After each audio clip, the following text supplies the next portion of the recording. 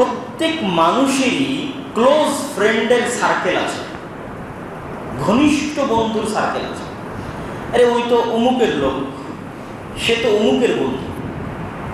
দেখবেন যে সমাজে একটা স্তর থাকবে, অমুক অমুক চেয়ারম্যানের লোক, অমুক অমুক এমপির লোক, অমুক অমুক অফিসারের লোক, অমুক বসের লোক, ঠিক অমুকে অমুকের বন্ধু। এই যে মানুষের মধ্যে ক্লোজ ফ্রেন্ড সার্কেলের একটা এরিয়া আছে, যেটা দিয়ে বলা হয় যে অমুকে অমুকের লোক। তো দুনিয়াতে এমনও মানুষ আছে যাদেরকে বলা যাবে যে অমুকে আল্লাহর খাস লোক। আল্লাহ রাসূল হাদিসে বলছেন, ইন্না লিল্লাহি আহলিনা মিনান নাস, আল্লাহরও এরকম ফ্রেন্ড সার্কেল আছে যাদেরকে আল্লাহ বন্ধু বানিয়ে নিয়েছেন। তারা কারা? যারা হচ্ছে সকাল সন্ধ্যায় নিয়মিত যত বেশি কোরআন তেলাওয়াত করবে ও তত বেশি আল্লাহর কাছে চলে যাবে। আল্লাহু আকবার। আহলুল কোরআন, যারা যত বেশি কোরআন তেলাওয়াত করবে ও আল্লাহর তত ক্লোজ ফ্রেন্ড সার্কেলের অন্তর্ভুক্ত হয়ে যাবে। আউলিয়া আল্লাহ, আল্লাহর ওলি এবং আল্লাহর বন্ধুতে পরিণত হয়ে যাবে। আল্লাহর ওলি এটা এমন বড় কোনো লকব নয় যে আমাদের দেশে যেরকম বলে যে পীর সাহেব আল্লাহর ওলি, শাহ মখদুম আল্লাহর ওলি, শাহ পরাণ, শাহ জালাল আল্লাহর ওলি। এরকম এমন কঠিন কিছু নয় যেটা আপনি হতে পারবেন না, এমন কঠিন কিছু নয় যেটা মানুষে হতে পারবে না। বিশেষ কোনো ক্যাটাগরি নাই যেটা দিয়ে মানুষ আল্লাহর ওলি হতে পারবে, পীর হতে পারবে, কিন্তু আপনি হতে পারবেন না। যেমন এই হাদিস থেকে আল্লাহর ওলি হওয়ার একটা রাস্তা পাওয়া গেল যে আল্লাহ সুবহানাহু ওয়া তাআলার ক্লোজ ফ্রেন্ড, বন্ধু, আউলিয়া ও রহমান, রহমানের বন্ধু, আল্লাহর লোক, আল্লাহর খাস লোক কারা হতে পারবে? যে যত বেশি কোরআনের সাথে উঠা বসা করবে, যে যত বেশি রাতে উঠে কোরআন তেলাওয়াত করবে, নিয়মিত প্রতিদিন কোরআন তেলাওয়াত করবে। ঠিক আরো একটা হাদিস আছে আল্লাহ সুবহানাহু ওয়া তাআলার ওলি, খাস লোক, কাছের লোক, ক্লোজ ফ্রেন্ড হওয়ার। সেটা হচ্ছে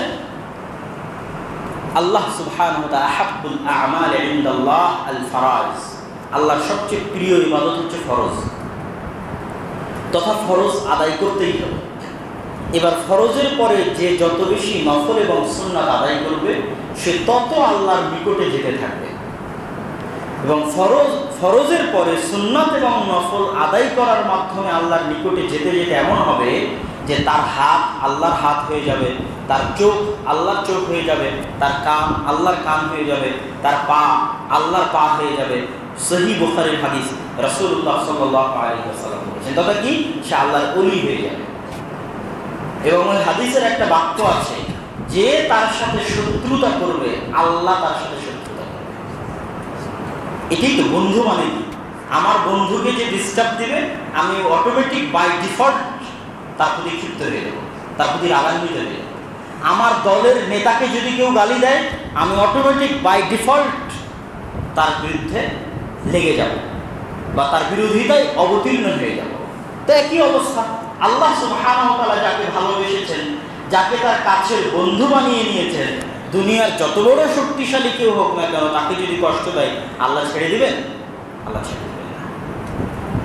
আদাইতুহু মান আদা, আল্লাহ তার সাথে শত্রুতা করবে যে ব্যক্তি ওই আল্লাহর ওলির সাথে শত্রুতা করবে।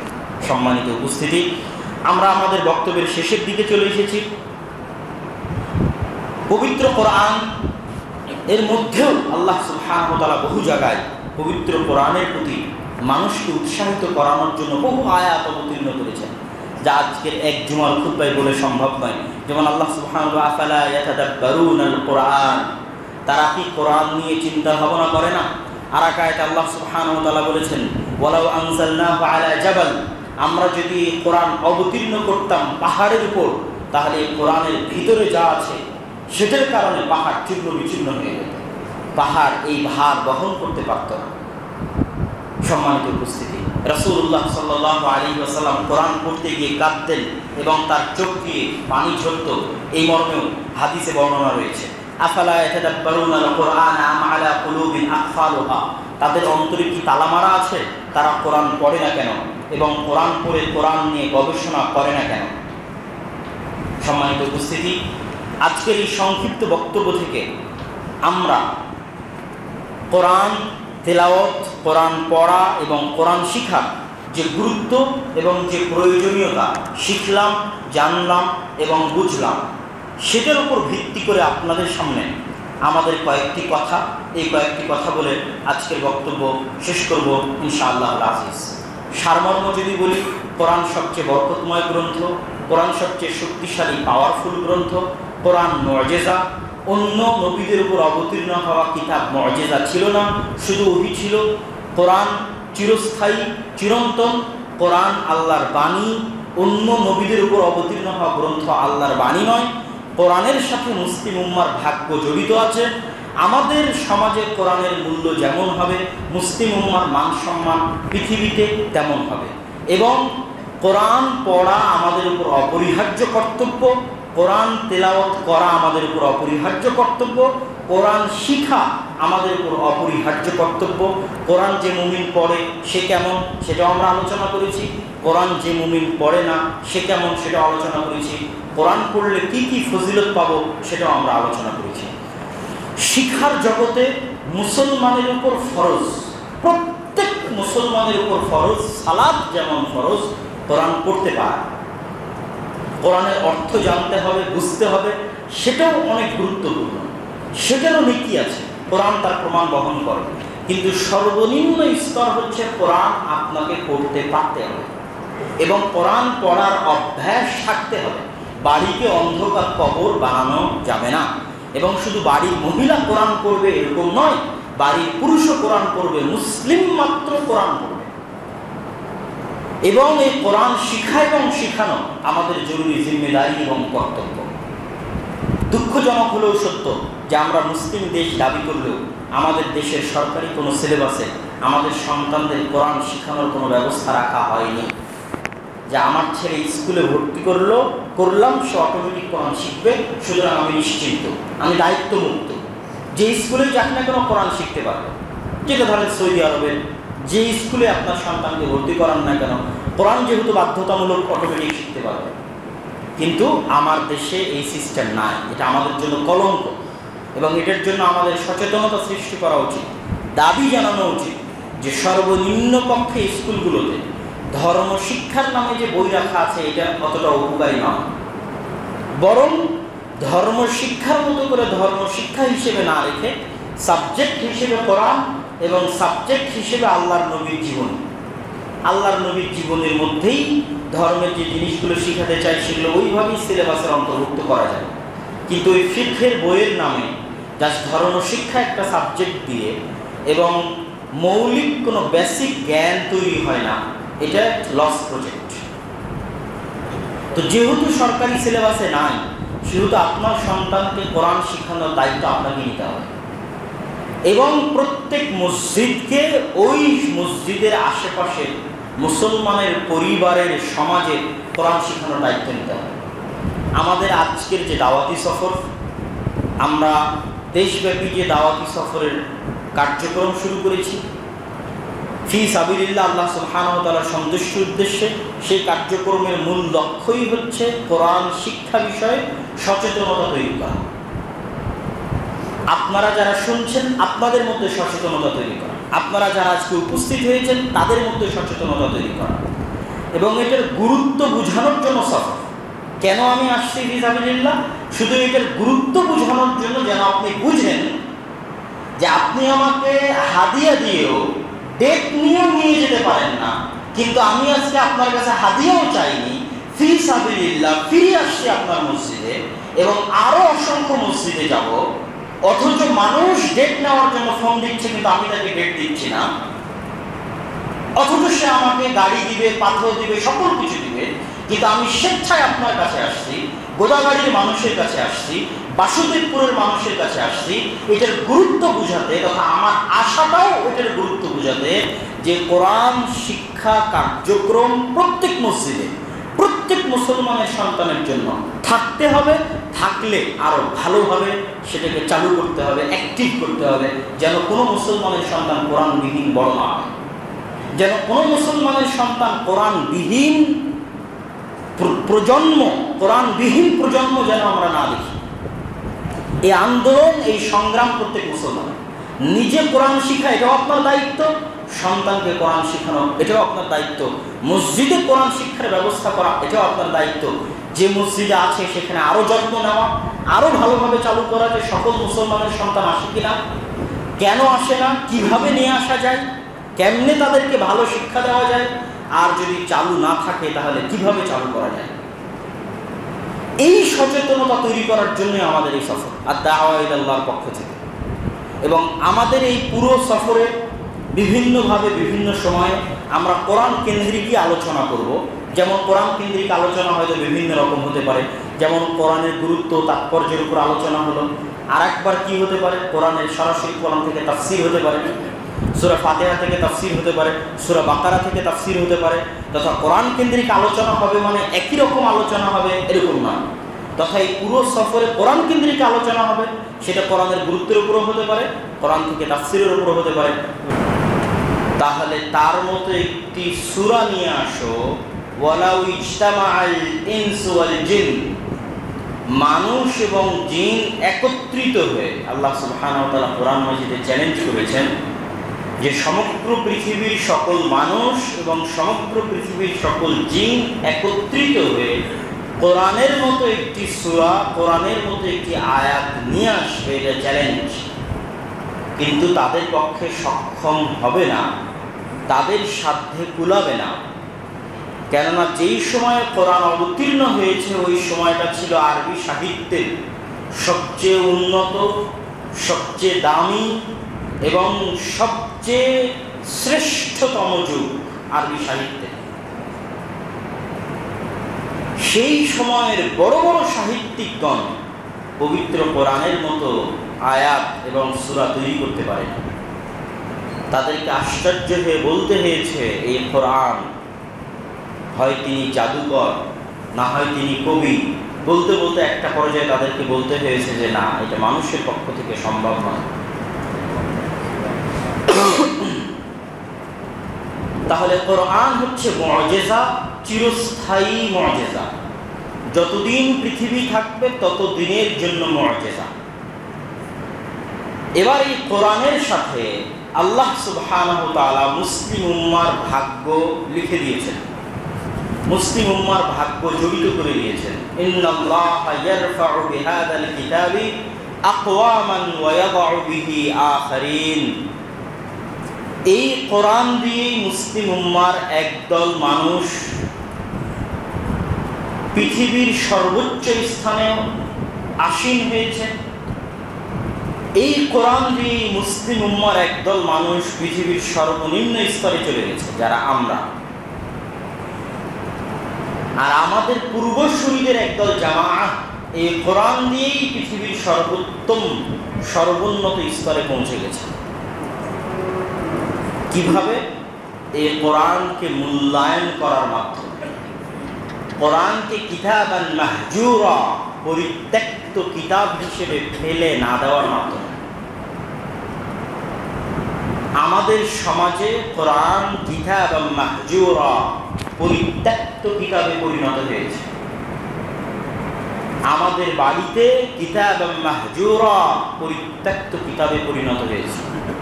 আমাদের মসজিদে কিতাবান মাহজুরা, পরিত্যক্ত কিতাবে পরিণত হয়েছে। আমাদের সমাজ, আমাদের মসজিদ, আমাদের বাড়িতে কোরআনের যেই পরিমাণ মান থাকবে, পৃথিবীতে মুসলিম উম্মার সেই মান থাকবে। কোরআনের যতটুকু সম্মান আমাদের কাছে থাকবে, আমাদের ততটুকু সম্মান পৃথিবীবাসীর কাছে থাকবে।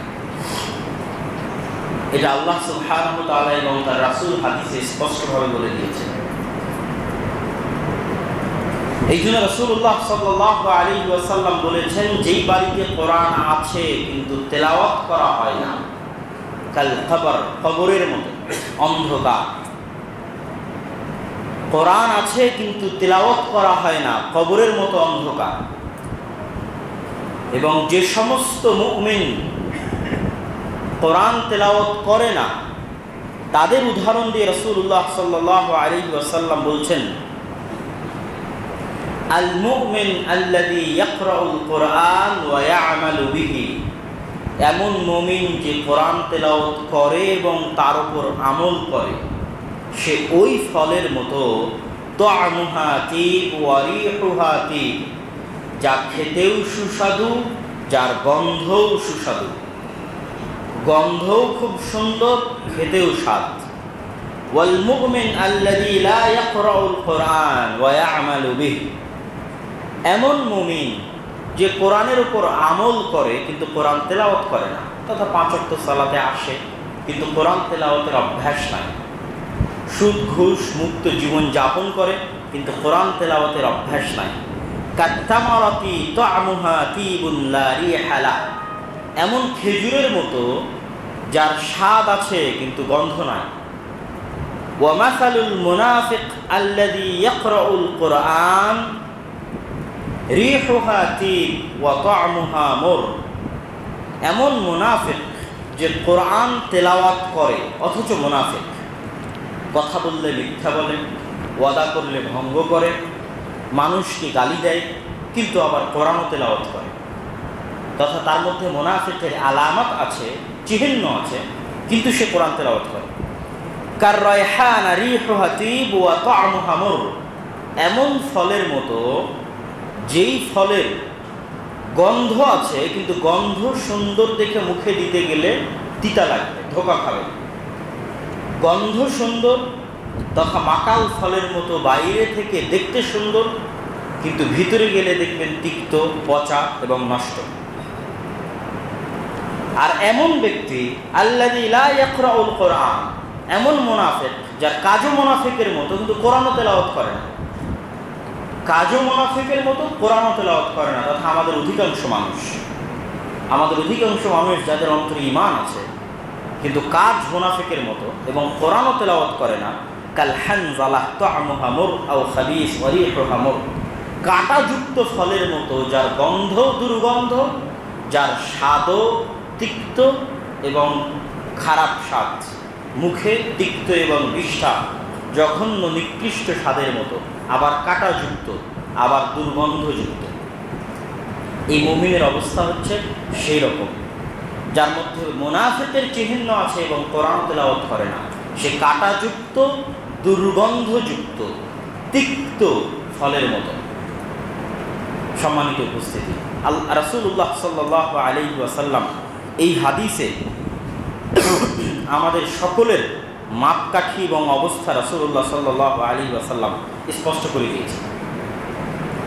আবার যে ব্যক্তি কোরআন তেলাওয়াত করবে তার অবস্থা কি হবে?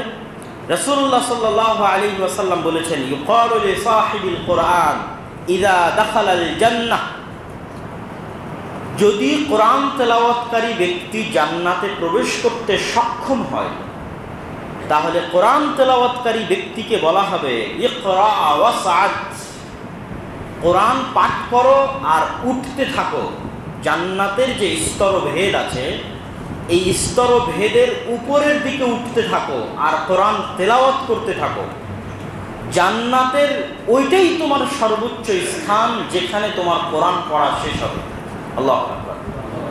তথা যতক্ষণ তুমি কোরআন পড়তে থাকবে তত দূর পর্যন্ত জান্নাতে তোমার স্থান এবং সম্মান এবং মান বাড়তে থাকবে। জান্নাতের এই মান এবং মর্যাদার পার্থক্য এটা আমরা অনেক সময় হেলাই ফেলাই এড়িয়ে যাই।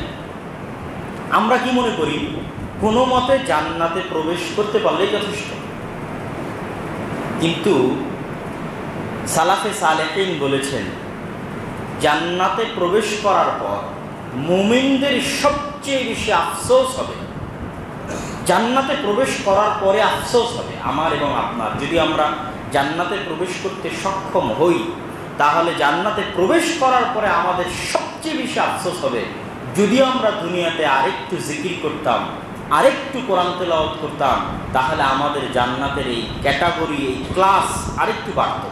কেন তখন আপনি চোখের সামনে দেখবেন যে আপনার চেয়ে উন্নত সুযোগ সুবিধা ভোগ করছে আরেক দল মানুষ, আপনার চেয়ে উন্নত জীবনযাপন ভোগ করছে আরেক দল মানুষ।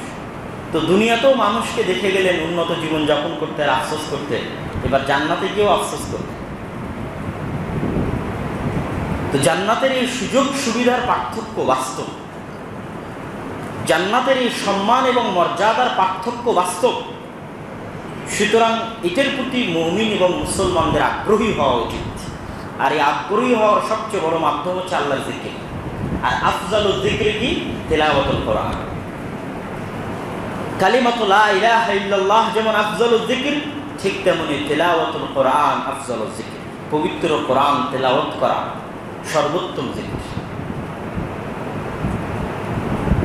সম্মানিত উপস্থিতি, তাহলে এই কোরআন মুসলিম উম্মার উপর আল্লাহ এবং তার রাসূলের পক্ষ থেকে, আল্লাহ সুবহানাহু ওয়া তাআলার পক্ষ থেকে সবচেয়ে বড় নিয়ামত, সবচেয়ে বড় দয়া, সবচেয়ে বড় অনুগ্রহ।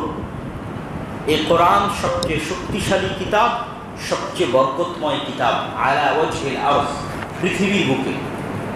পৃথিবীর বুকে এত শক্তিশালী এবং এত দামি বরকতের উৎস আর কোথাও নেই। যত বরকতের উৎসের কথা আপনি বলেন না কেন, সকল বরকতের উৎসের চাইতে সবচেয়ে দামি বরকতের উৎস হচ্ছে পবিত্র কোরআন। কেন? আমরা শুরুতেই বলে নিয়েছি কোরআন কার বাণী? আল্লাহ সুবহানাহু ওয়া তাআলার বাণী। তথা কোরআন আল্লাহর জাতের সাথে সম্পৃক্ত। আর পৃথিবীতে যত বরকত আছে সব বরকত আল্লাহর পক্ষ থেকে আসে। আল্লাহর নামের মাধ্যমে বরকত আসে এবং কিছু নির্দিষ্ট বরকতময় কর্ম আছে, নির্দিষ্ট বরকতময় জায়গা আছে, নির্দিষ্ট বরকতময় পানি আছে। মক্কা এবং মদিনা হচ্ছে বরকতময় শহর। কিছু নির্দিষ্ট জায়গা আছে যেখানে প্রবেশ করলে বরকত পাওয়া যায়, যেমন মসজিদ, পৃথিবীর সর্বশ্রেষ্ঠ জায়গা। কিন্তু এগুলো সকল বরকতের চেয়ে শক্তিশালী বরকত কোনটা? কোরআন। কেননা মক্কা বা মদিনা বা জমজমের পানি বা মসজিদ আল্লাহ সুবহানাহু ওয়া তাআলার জাতের সাথে ডাইরেক্টলি কানেক্টেড নয়। এগুলো দুনিয়াতে মানুষে তৈরি করেছে। কে তৈরি করেছে? মানুষ তৈরি করেছে। কাবা মানুষ তৈরি করেছে, ইব্রাহিম এবং ইসমাইল মানুষ। কিন্তু কোরআন কি মানুষ তৈরি করেছে? কোরআনের সম্পর্ক সরাসরি আল্লাহ সুবহানাহু ওয়া তাআলার জাতের সাথে, কালামুল্লাহ। এই জন্য কোরআনের ফজিলত, কোরআনের রহমত এবং কোরআনের বরকত সবচেয়ে শক্তিশালী এবং সবচেয়ে ব্যাপক। কিন্তু আমরা হতভাগা যে আমাদের বাড়িতে কোরআন থাকার পরেও, আমাদের সমাজে কোরআন থাকার পরেও, আমাদের মসজিদে কোরআন থাকার পরেও আমাদের পক্ষে সম্ভব হয় না যে আমরা একটু কোরআন পড়ে দেখব এবং আমরা একটু কোরআন শুনে দেখব। সম্মানিত উপস্থিতি, কোরআনের বরকতের কয়েকটা প্রমাণ আপনাদেরকে বলি।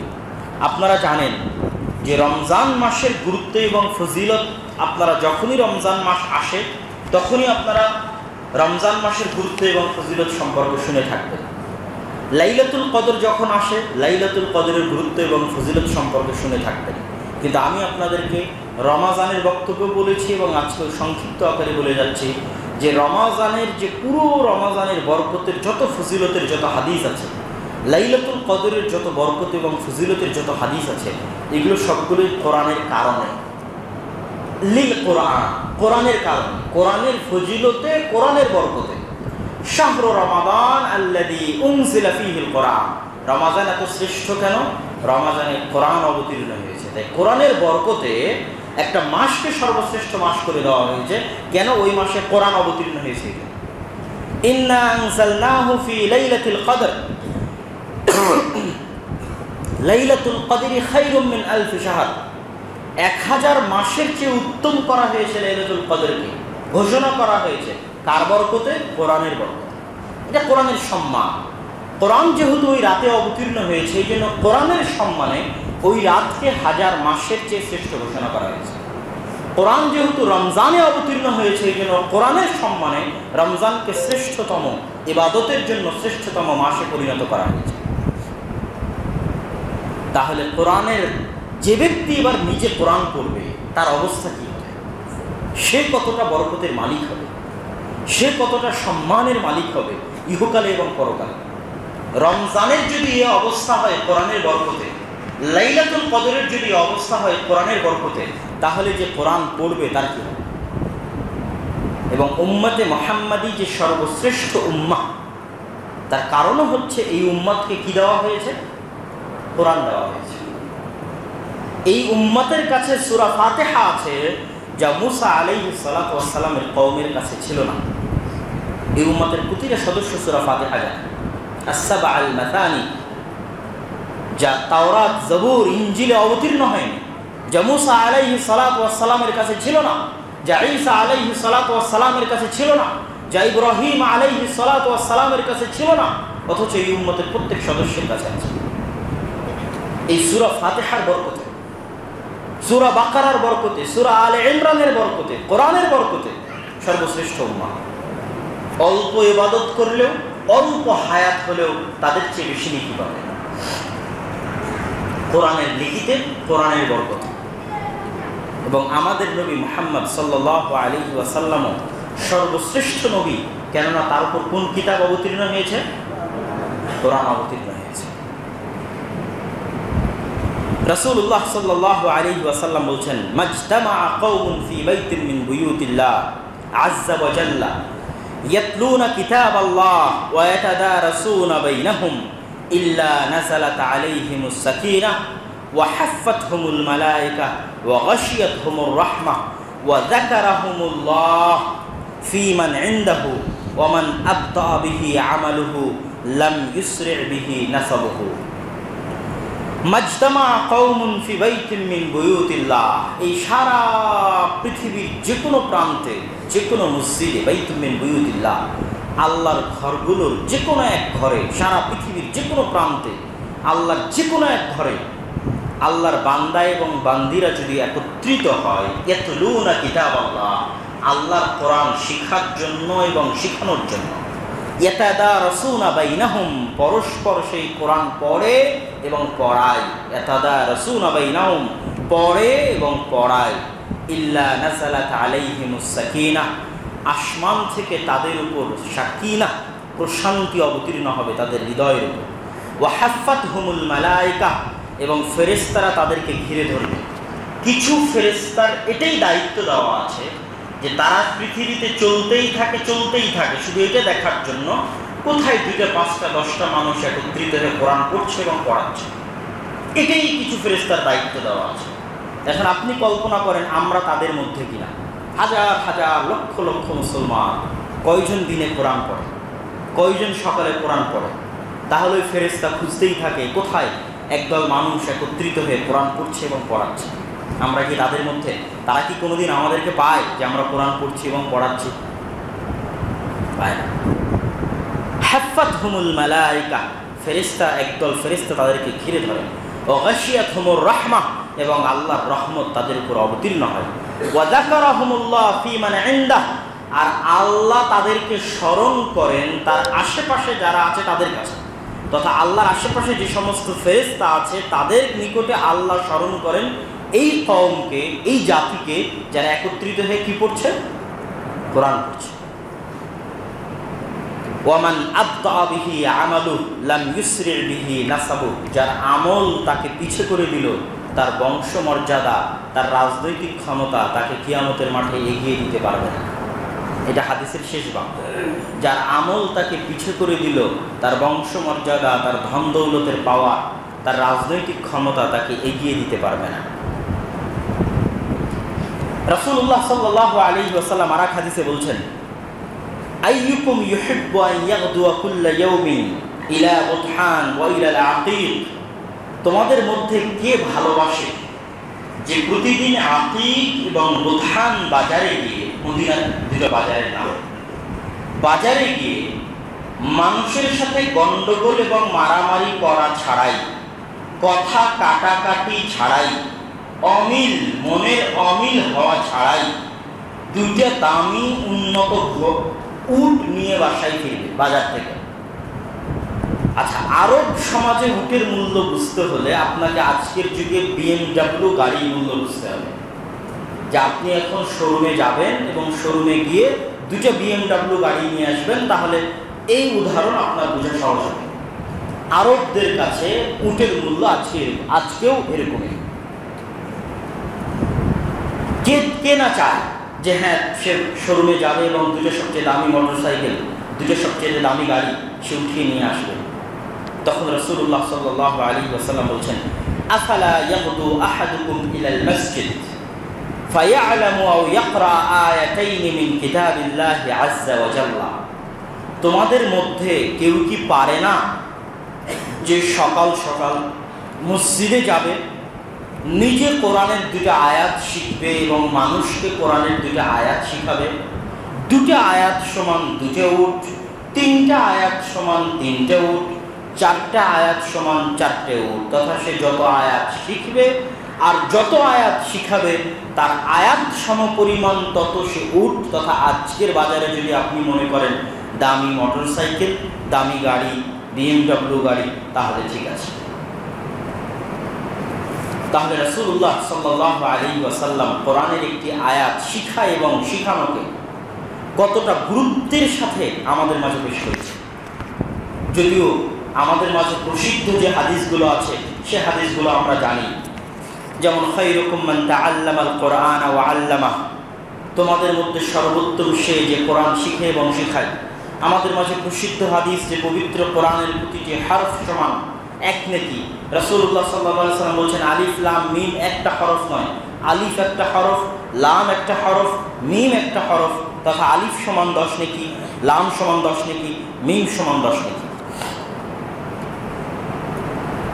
আল্লাহ সুবহানাহু ওয়া তাআলা কোরআন তেলাওয়াতকারীদেরকে কেন এত ভালোবাসেন এবং কোরআন কেন কিয়ামতের মাঠে কোরআন তেলাওয়াতকারীদের জন্য শাফাআত করবে, কথা বলবে। কোরআনকে কথা বলার শক্তি আল্লাহ দিবেন, এটা কি বিশ্বাস করা যায় না? যায় না? বলেন। আমাদের আশেপাশে অসংখ্য পশু প্রাণী কথা বলে না? বলে না? বলে না। গরু ছাগল কথা বলে, মহিষ কথা বলে, কিন্তু আপনি কথা বলেন। তাহলে গরু ছাগল মহিষ কথা বলে না কিন্তু আপনি কথা বলেন, তাহলে কে? তাহলে যিনি তাদেরকে কথা বলার ক্ষমতা দেননি কিন্তু আপনাকে দিয়েছে, আল্লাযী আনতাকাকুম, যিনি আপনাকে কথা বলার ক্ষমতা দিয়েছেন কিন্তু আপনার বাড়িতে থাকা গরু ছাগল মহিষ তাদের কথা বলার ক্ষমতা দেননি, তিনি কিয়ামতের মাঠে কোরআনকে কথা বলার ক্ষমতা দিবেন। সহজ কথা, তিনি কিয়ামতের মাঠে মাটিকে কথা বলার ক্ষমতা দিবেন। এবং আমি বহু বক্তব্যে বলেছি যে এই জিনিসগুলো যে কথা বলতে পারবে তার অনেক আলামা আছে। যেমন মাটিতে আপনি একটা ধান গাছ লাগালে ধানের বীজ থেকে গাছ হবে, হাজার হাজার গাছ মাটিতে উৎপন্ন হয়ে আছে, তার মানে এই মাটির নিজস্ব একটা শক্তি আছে, যেই শক্তির ফলে মাটি গাছ উৎপন্ন করতে পারে। কিন্তু ওকে আল্লাহ কথা বলার শক্তি দেয়নি, তাই কথা বলতে পারে না। কিয়ামতের মাঠে আল্লাহ মাটিকে কথা বলার শক্তি দিবে, কথা বলতে পারবে। কিয়ামতের মাঠে আল্লাহ কোরআনকে কথা বলার শক্তি দিবে, কোরআন কথা বলতে পারবে।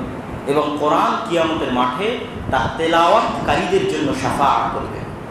রাতে উঠে যারা কোরআন তেলাওয়াত করে তাদের জন্য কোরআন কিয়ামতের মাঠে শাফাআত করবে।